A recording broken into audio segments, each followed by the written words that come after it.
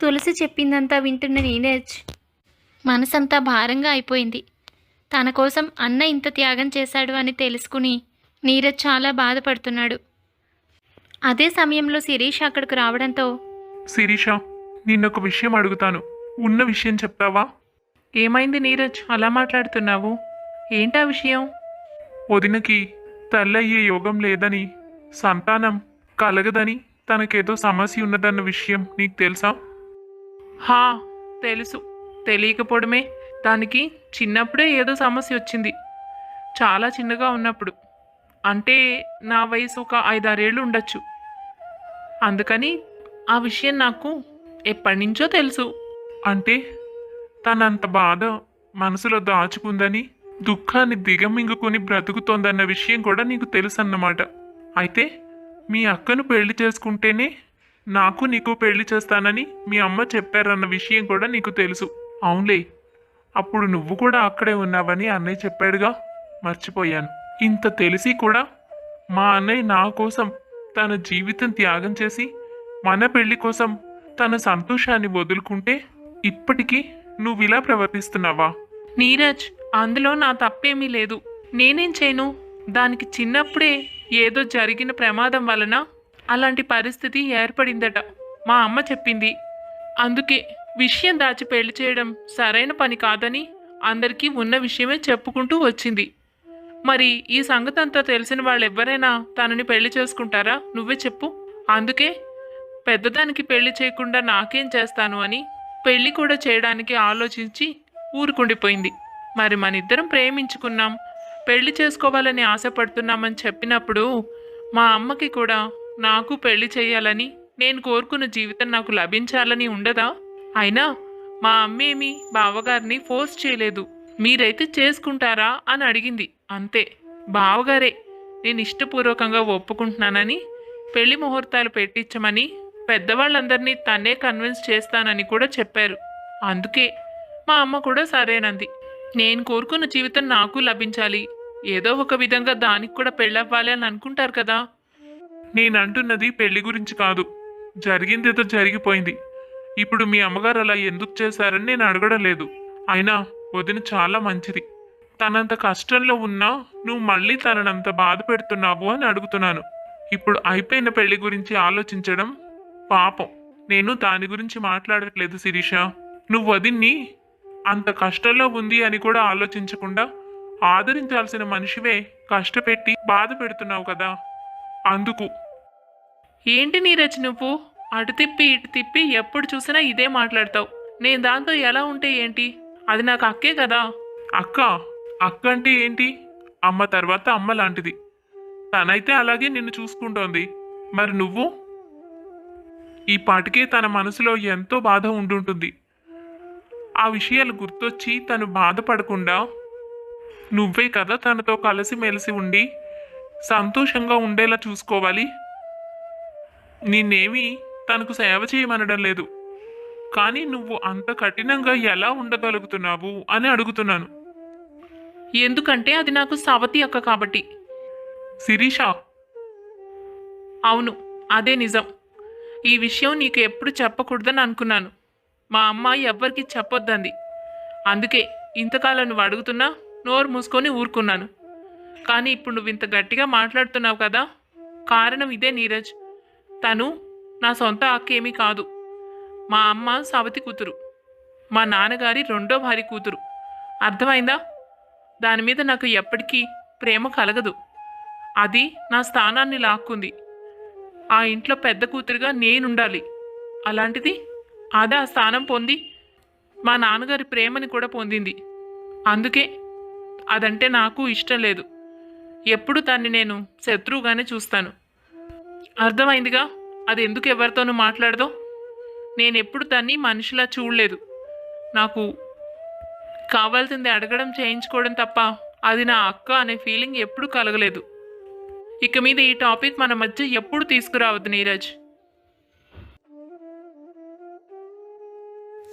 అసలే అన్నయ్య వదినల జీవితం ఇలాంటి పరిస్థితుల్లో ఉంది అని తెలిసి బాధలో ఉన్న నీరజ్ ఇప్పుడు శిరీష చెప్పిన మరో నిజానికి అవాక్కయ్యాడు. ఏంటిది? వదినా అత్తయ్యకు సవతి కూతురా? ఈ విషయం ఎందుకు దాచిపెట్టినట్టు? ఎవరికి చెప్పకుండా ఈ పెళ్లి చేయాలని ఎందుకు అనుకున్నట్టు? పాపం, వదిన అలా ఉండడానికి చాలా కారణాలే ఉన్నట్టున్నాయి. రేపు ఈ విషయం అన్నయ్యతో ఖచ్చితంగా మాట్లాడాలి. అసలు ఈ రహస్యం వెనకాల ఏముందో, వీళ్ళ మనసులో ఏం దాగుందో కనిపెట్టాలి. మర్నాడు ఉదయం లలిత యథావిధిగా నీరజ్ కోసం మా ఇంటికి వస్తుంది. ఏంటి వస్తూనే బావా బావా అని నీరజ్ని పిలుస్తున్నావు? ఇంట్లో మేమిద్దరమున్నాం, నీకు కనిపించడం లేదా లలిత?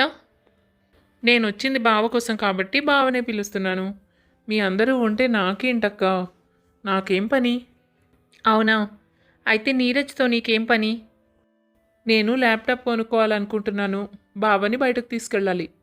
నన్ను తీసుకువెళ్ళి ఏది మంచిదో చూసి కొనిపెడతాడని. అయినా నాతో బావకి ఏం పని ఉందో నీకు చెప్పాల్సిన పని లేదు కదా? చెప్పాలి లలిత.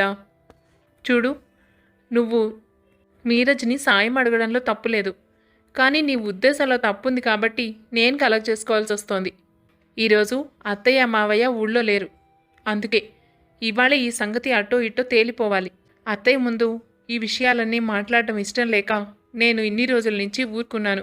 చూడు, నువ్వు ఆడపిల్లవి, పెళ్ళి కావాల్సిన పిల్లవి. నువ్వేం చేస్తున్నావో నీకు అర్థమవుతోందా? ఇలా బావా బావా అంటూ నీరజ్ వెనకాల తిరిగి తనతో పాటు బయటకు వెళ్ళి నలుగురు నోట్లోనూ పడితే నీ పరువేం కావాలి? తనకు పెళ్ళయింది, భార్య ఉంది. నీ వల్ల వాళ్ళిద్దరి మధ్య గొడవలు వస్తున్నాయి. నీ మంచి కోరి నేను చాలా నిదానంగా చెప్తున్నాను. నా చెల్లెలి కాపురంలో నిప్పులు పోస్తే చూస్తూ మాత్రం ఊరుకోను. అప్పుడు నా మాట ఇలా ఉంటుందని మాత్రం అనుకోకు. ఏం చేయడానికైనా వెనకాడ్ను. అబ్బో, ఇప్పుడు నిన్ను చూసి నేను భయపడాలా? ఎప్పుడు చూసినా నోరు మూసుకొని నీ పన్ను చేసుకుంటూ మాటలు రాందాన్లా ఉండేదానివిగా. ఇప్పుడేంటక్క తెగ ఎగిరెగిరి పడుతున్నావు? అయినా చదువు లేదు, సంచే లేదు. నువ్వు చెప్పిన మాటలు నేను వినాలా? నీకేం తెలుసు? గంతకు దగ్గ బొంతలా మా పెద్ద బావకు బాగానే దొరికావులే. తనకి చదువు లేదు, నీకు చదువు లేదు. అయినా తను ఎలా చేసుకున్నావు నువ్వు? ఎప్పుడు చూసినా చేతులు మట్టిగా ఉంటాయి. పొలంలో పనిచేసుకుని ఒక అందం చందం లేకుండా ఏమీ లేకుండా ఉంటాడు. అందుకే నేను ఎప్పుడు తన మొహం కూడా చూసేదాన్ని కాదు. నాకు చిన్నప్పటి నుంచి పెద్ద బావ అంటే ఇష్టం ఉండేది కాదు, చిన్న బావ అంటేనే ఇష్టం. ఎవ్వరు తనకి పిల్లనివ్వకపోతే ఇక పెళ్ళి కాదేమోలే అనుకున్నా. తన వాలకం చూసి ఎవ్వరూ ముందుకొచ్చేవారు కాదు. నువ్వు వచ్చావు, నీకు అంతే కదా, వేరే గతి లేక చేసుకునుంటావు. ముందు నీ జీవితం సంగతి నువ్వు చూసుకో. నాకు ఎటువంటి సలహాలు చెప్పనక్కర్లేదులే. లలిత, ఇప్పుడే చెప్పాను, నువ్వు హద్దుల్లో ఉన్నంత వరకే నేను నెమ్మదిగా మాట్లాడతాను. హద్దులు దాటితే నేను ఎలా మాట్లాడతానో నువ్వు ఊహించలేవు. నా భర్త గురించి ఒక్క మాట మాట్లాడావో నీకు ఆయన మట్టి చేతులు పొలంలో చేసుకునే పనులే గుర్తొస్తాయి కాబోలు. కానీ వాటి వల్లనే మనం అన్నం తింటున్నాం. ఎవరు పొలం పనులు చేయకపోతే నీకు తినడానికి తిండి ఎక్కడి నుంచి వస్తుంది? అయినా నా భర్తననే అధికారం, హక్కు నీకు లేదు. అటువంటి మనిషిని పెళ్లి చేసుకోవాలంటే అదృష్టం ఉండాలి. చదువు అవసరం లేదు. జీవితంలో ప్రేమ, బాధ్యత ముఖ్యం. నా భర్తకు నేనంటే ఎంతో ప్రేమ. నన్ను ఎంత బాగా చూసుకుంటాడో అవన్నీ నీకు చెప్పాల్సిన అవసరం లేదు నాకు. కానీ ఆయన గురించి మరొక్కసారి మాట్లాడావో, నీకు ఇష్టం ఉందో లేదో అది నాకు అనవసరం. కానీ మరోసారి మాట్లాడితే నేను వేరేలా నీకు బుద్ధి చెప్పాల్సి వస్తుంది. ఇక విషయానికి వస్తే, నువ్వికపై నీరజ్తో అంత చనువుగా మాట్లాడడానికి వీల్లేదు. ఈ విషయం పెద్దవాళ్ళ దాకా వెళ్ళి మీ నాన్నగారికి, మీ అమ్మగారికి ఈ విషయం తెలిస్తే నిన్ను ఊరుకుంటారా? వాళ్ళు నీకు పెళ్లి చేద్దామని సంబంధాలు చూస్తున్నారు. ఈ ఇంట్లో ఇక్కడికి ఎప్పుడొచ్చినా నీ మంచి చెడు గురించే మాట్లాడతారు. వాళ్ళని కోసం, మా అత్తయ్య కోసం మాట్లాడకుండా ఊరుకున్నాం, కానీ చేతకాక కాదు. తులసి మాటలన్నీ చెప్తుంటే రాము లోపల నుంచి విన్నాడు. తాను అప్పుడే పొలానికి బయలుదేరిపోతూ తులసి మాట్లాడిన మాటలన్నీ విని, అబ్బో, తులసి ఇలా కూడా మాట్లాడుతుందా? నా గురించి చాలా తెలిసే. అంటే నాపై ఇంత ప్రేమ ఉందన్నమాట మనసులో. కానీ బయటపడదు. తాను ఇన్ని మాటలు మాట్లాడడం వినడమే మొదటిసారి. అయినా ఇప్పుడు మధ్యలో నేను వెళ్ళడం సరైంది కాదు. విషయం ఏంటో తర్వాత అడిగి తెలుసుకోవాలి. అలా అనుకుని పొలానికి బయలుదేరిపోతాడు రాము. అయితే ఈ సంభాషణ అంతా పక్క గదిలోంచి వింటున్నా నీరజ్, లలిత, నువ్వు అస్సలు ఇలా మాట్లాడతావని నేను ఊహించలేదు. అన్నయ్య గురించి అలా మాట్లాడుతున్నావేంటి? అయినా నువ్వు నాతో చనువుగా మాట్లాడుతూ ఉంటే నేను నా మరదలవే కదా, చిన్నపిల్లవే అని అనుకున్నా. చనువుతో మాట్లాడానే తప్ప నాకు వేరే ఎటువంటి ఉద్దేశం లేదు. ఎప్పుడు మనం కలిసి ఆడుకుని చదువుకున్న రోజుల్లో కూడా నిన్న దృష్టితో నేను ఎప్పుడు చూడలేదు. నీకెప్పుడైనా అలా అని చెప్పానా? నేను మొదటిసారిగా శిరీషని ప్రేమించాను, తననే పెళ్లి చేసుకున్నాను. చూడు, ఇలా చెప్పడం నీకు బాధ అనిపించవచ్చు, కానీ మనసులో నీకు ఎటువంటి భావాలున్నాయో అవన్నీ తుడిచేసాయి. నీకు ఏ సాయం కావాలన్నా మేము ఎప్పుడు చేస్తాం, కానీ నువ్వు అనుకున్నట్టుగా మాత్రం కాదు. నాకు శిరీషకి ఎటువంటి గొడవలు పెట్టొద్దు. శిరీష చాలాసార్లు చెప్పింది నాతో ఒక మాట తనతో ఒక మాట చెప్తున్నావని, కానీ నేనే నమ్మలేదు. ఇప్పుడు అర్థమవుతోంది.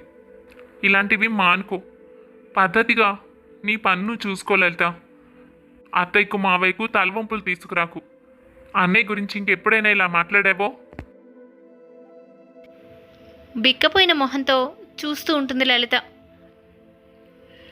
ఇలాగే ఉంటుంది లలిత. మరొకరి జీవితంలోనూ కాపురంలోనూ ఎప్పుడు దూరకూడదు. నీపై తనకు ఎటువంటి ప్రేమ లేదన్న సంగతి నీకు కూడా తెలుసు. నీరజ్ నీతో ఎప్పుడు తప్పుగా ప్రవర్తించలేదు, కానీ నువ్వే ఏదో ఒక విధంగా తన నీ వైపు తిప్పుకోవాలని చూసావు. ఎందుకు? నిన్ను ప్రేమించే వాళ్ళని, అర్థం చేసుకునే వాళ్ళని చూసి అమ్మా నాన్నల అంగీకారంతో చక్కగా పెళ్లి చేసుకో. ఇంకెప్పుడు నా జోలికి కానీ నా భర్త జోలికి కానీ రావద్దు. చాలా గౌరవం ఉంది కాబట్టి ఇంకా చాలా మర్యాదగా నీకు సమాధానం చెప్పాను. నన్ను క్షమించక్క.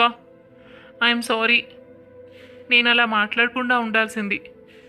నాకు నీ మీదేం కోపం లేదు, కానీ నాకు బావకి అడ్డుపడుతున్నావని అలా మాట్లాడేశాను. పెద్దబావ గురించి కూడా నేను అలా మాట్లాడకుండా ఉంటే బాగుండేది. ఎలాగైనా నీ నోరు మూయించాలనుకుని మాట్లాడానే తప్ప వేరే ఇంకేం లేదు. నిజమే, నాకు తెలుసు నీరజ్ బావకి నేనంటే ఇష్టం లేదని. ఏదో మీ అందరి ముందు నవ్వుతూ మాట్లాడతాడు, కానీ నేను ఎప్పుడైనా బలవంతం పెట్టి బయటకు తీసుకెళ్తే నాపై కోపంగానే ఉంటాడు. ఎప్పుడూ సరదాగా మాట్లాడిందే లేదు. అదంతా తెలిసినా నేను కావాలనే మీ ముందు మిమ్మల్ని రెచ్చగొట్టేలా ప్రవర్తించాను. నేను చాలా తప్పుగా ఆలోచిస్తున్నానని నాకు తెలుసు. అయినా సరే ఎలాగైనా నేను కావాల్సింది దక్కించుకోవాలి అని స్వార్థంతో నేను ఇలా చేశాను. థ్యాంక్స్. నిజంగానే నువ్వు ఈ విషయం మా అమ్మ నాన్న దాకా తీసుకెళ్ళుంటే చాలా పెద్ద గొడవ అయి ఉండేది. నాపై ఎంతో నమ్మకంగా ఉన్నారు మా నాన్న. ఈ విషయం కానీ తెలుసుంటే ఆయన చూసే చూపు నేను భరించలేకపోయేదాన్ని. అయినా అక్క, ఎప్పుడు మాట్లాడకుండా నాకేం పట్టదన్నట్టు మౌనంగా ఉండేదానివి. ఇవాళ ఏంటి అలా నా మీద విరుచుకుపడ్డావు? నేను అస్సలు నువ్వు ఇలా ఉంటావని ఊహించలేదు. శిరీష అక్కకు కోపం వస్తుందని తెలుసు, కానీ తనేం చేస్తుందిలే అనుకున్నాను. అత్తయ్యతో చెప్పినా నేనేదో తన మీద చాడీలు చెప్పి తన నోరు మూయించాలని అనుకున్నాను. నెమ్మదిగా వాళ్ళిద్దరి మధ్య గొడవలు పెంచి బావని నా వైపు తిప్పుకుంటే అప్పుడు నేను అనుకున్న సాధించుకోగలను అని అనుకున్నాను. నీ ఉద్దేశం అర్థమైంది కాబట్టే నేను అలా గట్టిగా మాట్లాడాల్సి వచ్చింది. శిరీష అత్తయ్యకు చెప్తాననే అన్నది. నేనే అత్తయ్యకి చెప్తే గొడవలు అవుతాయని, నీ జీవితం పాడవుతుందని ఆలోచించాను. పెద్దవాళ్ళ దాకా వెళితే పరిస్థితులు ఎలా ఉంటాయో నాకు తెలుసు. ఒక విధంగా నీ మంచి కూడా కోరుకునే నేను అలా మాట్లాడాల్సి వచ్చింది. ఇక మీదైనా లేనిపోని ఆలోచనలు పెట్టుకోకుండా బుద్ధిగా ఉండు. నేను కూడా నా తప్పు తెలుసుకున్నాలే. అయినా అక్క, పెద్దబాబు గురించి అంత బాగా మాట్లాడావు. నీ మాటల్లోనే అర్థమవుతోంది నీకు తనంటే ఎంత ప్రేమ అని. కానీ మీ ఇద్దరి మధ్య ఆ ప్రేమ కనిపించడం లేదు. నువ్వెప్పుడూ తనతో మాట్లాడడం కానీ నేను చూడలేదు. ఇన్ని రోజుల నుంచి ఇక్కడికి వచ్చి వెళ్తున్నాను కదా, మీ ఇద్దరు సరదాగా బయటకు వెళ్ళడం కానీ, కలిసి భోంచేయడం కానీ, కబుర్లు చెప్పుకోవడం కానీ ఇప్పటిదాకా చూడలేదు. అంత ప్రేమ ఉన్నదానివి బావతో ఎందుకు మాట్లాడకుండా దూరంగా ఉంటున్నావు? తులసి ఏమీ మాట్లాడలేదు. నిజమక్క, నువ్వు తన్ను ఎంతగా ఇష్టపడుతున్నావో తనతో చెప్పు. ఇలా మౌనంగా ఉంటే ఎలా? నేను నీకు చెప్పేంత దాని కాకపోవచ్చు, కానీ నాదొక్క చిన్న సలహా. నువ్వంత ఇష్టపడుతున్న భర్తని నీ దగ్గర సంతోషంగా ఉండేలా చూసుకోవడం కూడా నీ బాధ్యతే కదా అక్క. ఏమో, ఎవరికి తెలుసు, నీ మీద మనసు విరిగిపోతే నీకు దూరం అయిపోతాడు. నువ్వు ఎప్పటికీ తనతో అలాగే ఉంటే మీ ఇద్దరి మధ్య బంధం ఎప్పటికీ ఏర్పడదు. అప్పుడు నువ్వు కోరుకున్నా కూడా నీకు సంతోషమైన జీవితం దక్కదు. ఏదో నాకు అనిపించిన ఒక చిన్న సలహా చెప్పాను అంతే, తప్పుగా అనుకోకు. అలా చెప్పి లలిత వెళ్ళిపోతుంది. తులసికి ఇప్పటిదాకా ఇలా చెప్పిన వాళ్ళెవ్వరూ లేరు. అత్తగారు కూడా అంత చనువుగా ఏమీ మాట్లాడలేకపోయింది. ఇప్పటి వరకు భర్తకు కావలసినవన్నీ చూసి పెట్టడం, చేసి పెట్టడమే తప్ప ఈ విధంగా తులసి ఎప్పుడూ ఆలోచించలేదు. కానీ లలిత చెప్తుంటే తనకు నిజమే అనిపించింది. తన మీద భర్తకు మనసు విరిగిపోతే ఇలా మాట్లాడకుండా ఎన్ని రోజులని తను నొచ్చుకుని తనను దూరం పెడితే ఆ ఆలోచన వస్తూనే తులసి చాలా భయపడింది. తెలియకుండానే రాముని తన మనసంతా నింపేసుకుంది. ఇంటికి రాగానే భర్తతో మాట్లాడాలని నిర్ణయించుకుంది. రాము పొలానికి వెళ్ళాడని తెలిసిన నీరజ్ తన కోసం పొలానికి వెళ్తాడు, విషయాలన్నీ చెప్పడానికి. ఏరా నీరజ్, ఇలా వచ్చావు? నా కోసం ఎన్నో త్యాగాలు చేసిన మా అన్నయ్యతో ఒకసారి మాట్లాడడానికి. త్యాగమా? ఏం మాట్లాడుతున్నావురా? నాకు తెలిసి కొన్ని ఉన్నాయన్నయ్య, తెలియనివి ఇంకా చాలా ఉన్నాయి. అందులో ఒకటి తెలుసుకున్నాను. దేని గురించి మాట్లాడుతున్నావు? ఏదైనా సరే నీకోసం ఏం చేసినా నాకు సంతోషమే తప్ప బాధను ఎప్పుడూ మిగల్చలే తమ్ముడు. అది నీ గొప్పతనం అన్నయ్య. అయినా సమస్య ఇది అని నాతో ఒక్క మాట చెప్పుంటే నేను అర్థం చేసుకునేవాణ్ణి. అలా చెప్పకుండా నా కోసం మౌనంగా పెళ్ళికి ఒప్పుకొని నా జీవితానికి ఏమైంది? నువ్వు దేని గురించి మాట్లాడుతున్నావో నాకు అర్థమైంది. ఈ సంగతి నీకు వదిన చెప్పింది అన్నయ్య. అవునా? అయితే ఇప్పుడు చెప్పు, నా జీవితానికి ఏమైంది తమ్ముడు? నేను చాలా సంతోషంగా ఉన్నాను. నేను పెళ్లి చేసుకోవడం వల్ల నాకు ఎటువంటి నష్టము రాలేదు. అంత మంచి భార్య నా జీవితంలోకి వచ్చింది. నీ వదిన ఎంత మంచిదో చూస్తున్నావుగా. వదిన గురించి తప్పు పట్టడం లేదన్నయ్య, కానీ నీ జీవితంలో దక్కాల్సిన ఒక సంతోషాన్ని నా వల్ల పోగొట్టుకున్నావు. అదే నేను తట్టుకోలేకపోతున్నాను. నాతో ఒక్క మాట చెబితే ఏం చేస్తావు తమ్ముడు? శిరీషను మర్చిపోయి వేరొక అమ్మాయిని పెళ్లి చేసుకొని ఉండేవాడివా?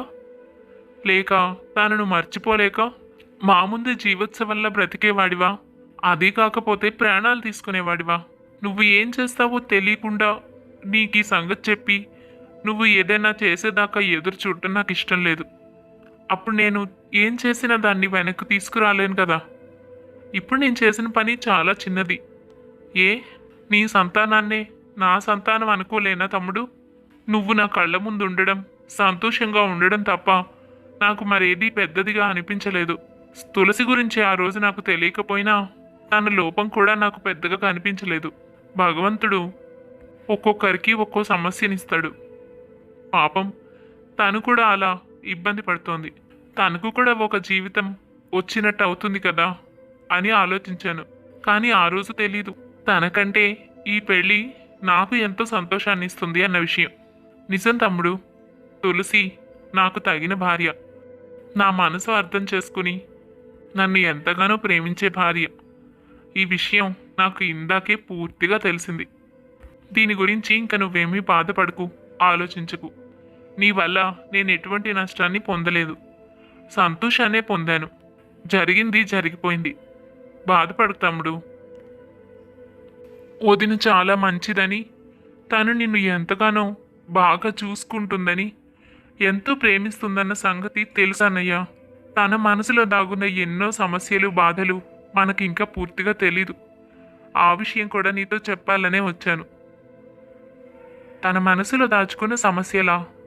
తనకు తన లోపం గురించిన బాధ ఉండుండొచ్చు. కానీ దాని గురించి ఆలోచిస్తూ బాధపడకుండా తను సంతోషంగా ఉండేలా చూసుకోవాలని నా ప్రయత్నం కూడా.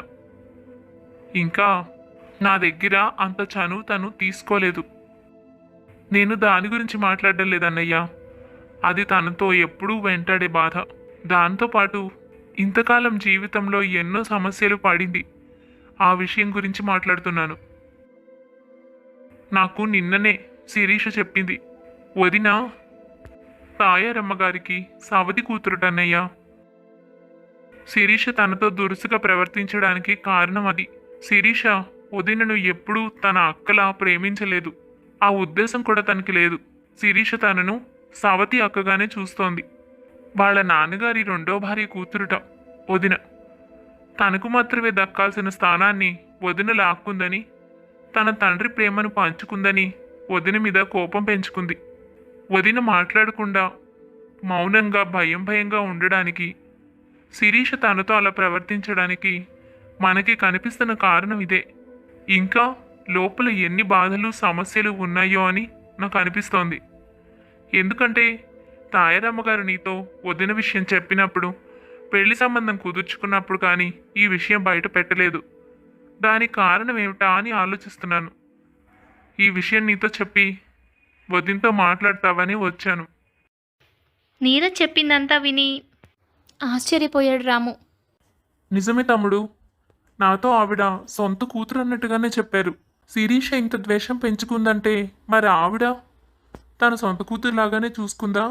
అలా కాదనుకుంటే ఏరి కోరి మరి పెద్ద కూతురికి పెళ్లి చేయాలి, అమాయకురాలు అంటూ నాతో ఎందుకు చెప్తుంది?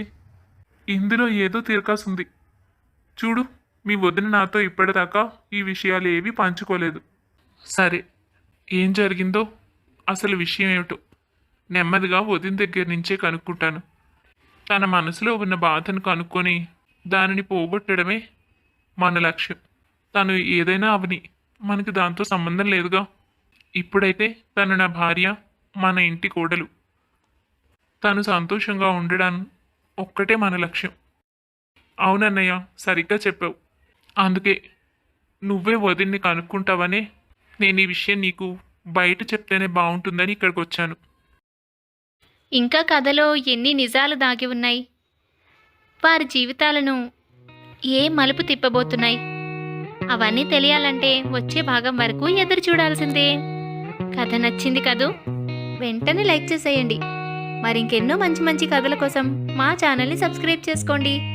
కథపై మీ అభిప్రాయం తప్పకుండా కామెంట్ చేయండి. కథ తరువాయి భాగంలో మళ్ళీ కలుద్దాం.